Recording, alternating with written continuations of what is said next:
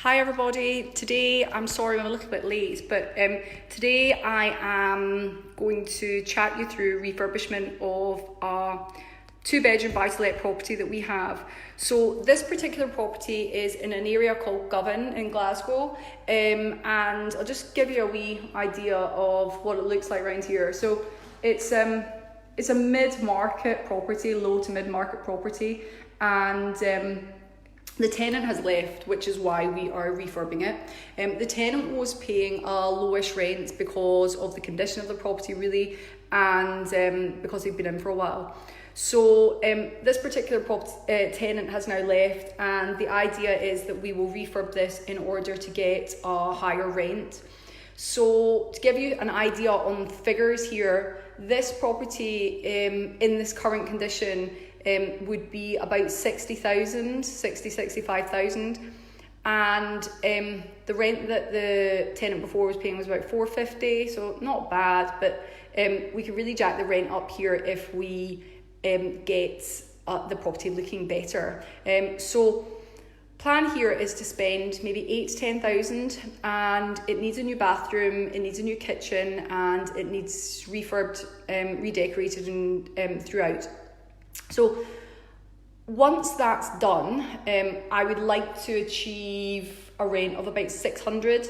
I think that should be easily achievable given our plans for the property, and this area is really close to an area that has been regenerated. So this area has had a lot of money pumped into it of late. We've got the new hospital, really large hospital to one side of it, and to the other side we've got the BBC and STV. So the property itself, or rather the area itself, is going up in value in my opinion. And there's also plans for a footbridge to be put in here, which will link the south of the river to the north of the river.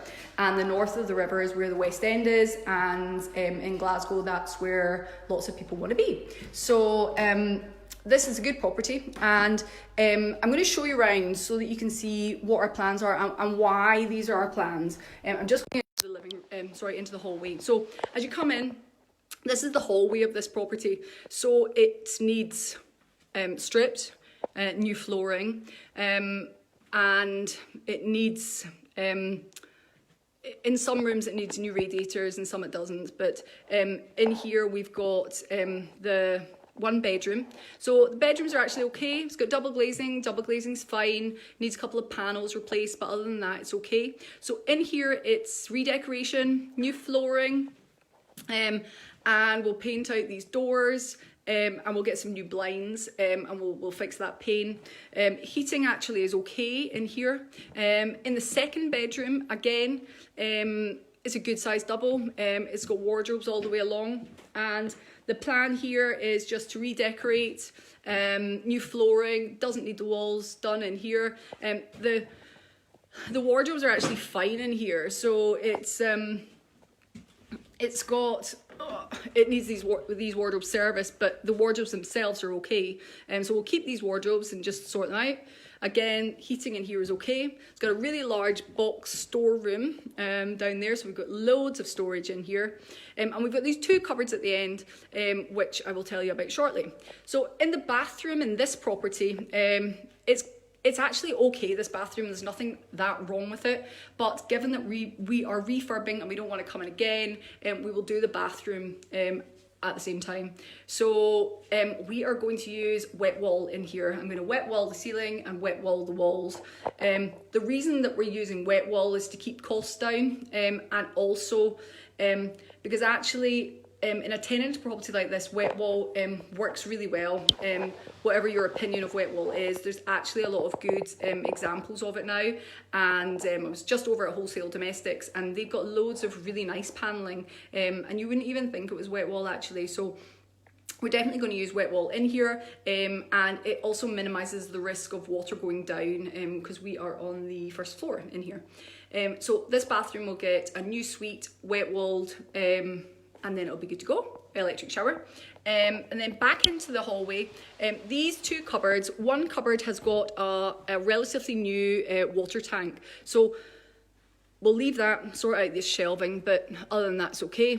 And this cupboard is actually going to house the washing machine. So this cupboard goes back to back with another cupboard which is in the kitchen.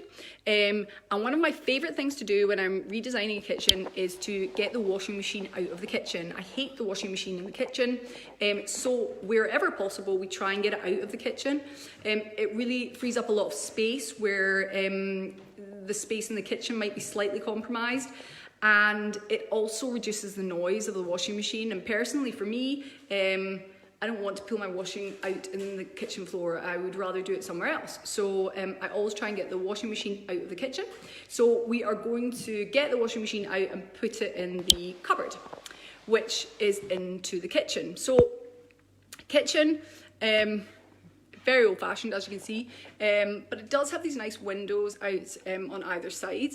And in here we've got kitchen runs on either side. Now this wall here, we are going to remove. So we're going to take this wall away. It's just a stud partition, and we're actually going to take that down so that there is an open plan feel in here. And the reason that we're doing that is that it's quite inexpensive. It's going to modernise this property. It's going to make it more appealing to a younger type of tenant. The type of tenant that we want to get in here who's going to pay that sort of rent is looking for something more modern, and I think that making this open plan is going to give it that more modern feel. The kitchen that we're going to do, so this wall here is the wall that's going. So the kitchen in here, we will change, obviously, and we'll probably do a Howden's kitchen. I'm quite into doing sort of matte grey kitchens at the moment, handleless numbers. Because I think they are quite timeless, and I think they will appeal to the type of tenant that we're looking to get again. So we're going to keep the kitchen run, keep the plumbing actually where it is. Obviously the washing machine plumbing will be done in the cupboard, and we're probably going to maybe just extend the run on this side. We will design the kitchen shortly actually, and I tend to find designing the kitchen ourselves is better than getting the kitchen designers to do them, because quite often I don't think they're that practical. Well, they're practical, but they don't really make the best use of space. I think when you've done these a few times, you get to know what's going to be best. So we'll definitely try and fit in integrated appliances, obviously not the washing machine. I know a lot of people think that they're more expensive, but I cannot understand why you would put in a new kitchen and not put in integrated appliances. It just ruins the look of it. A big ugly fridge sitting out or an ugly dishwasher. So when you're spending the money, I think it's definitely better to put in integrated appliances. I think we'll probably spend about $2.5 on the kitchen with the appliances. So we'll put a dishwasher in, fridge, freezer, obviously integrated hob and oven. There's no gas in here, so everything will be electric. And I think once we've done that, we're going to end up with a nice open plan, modern feel of the living room. So the dining area will probably come more out here, and this area will be all the living space. So it's a really good sized room actually, and it's a good, it's a nice shaped room. It's going to give it a nice big L shape. So the figures on this are going to end up being spend of about 8 to 10k, hopefully 8, but I will do the figures for you and tell you what we spend. We're